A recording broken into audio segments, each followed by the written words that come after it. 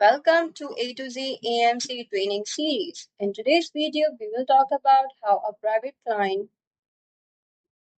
can do the other steps after an appraisal report is submitted. Basically, when an appraisal report is submitted for an appraisal order, what are the steps or what are the activities and a private client can perform.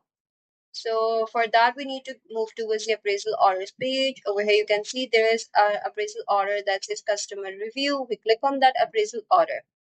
So this is basically, if you see the status, so it has gone through from submitted to accepted to paid to assigning to appraiser, doing the inspection. Inspection is completed, and then appraisal report is uploaded.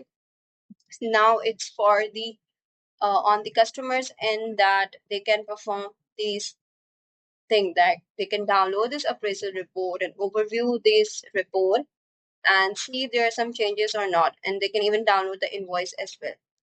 So I can accept the report if I feel everything is fine, or I can request for modification. I'm going to request for modification, and I will say that change my name in the appraisal order and put this name as in it.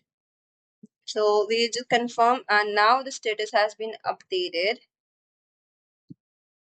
Now a customer revision is requested, which means the appraisal order has to resubmit the appraisal order.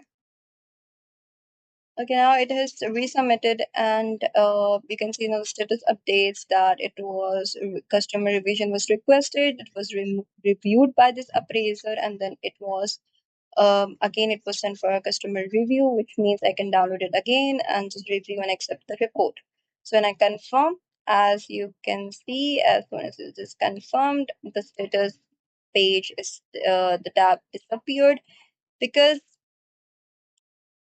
that status is for the active appraisal order. So it is just tracking the status of the all the appraisal orders that are on the state of active. So once an appraisal order report is received for that appraisal order, it is completed.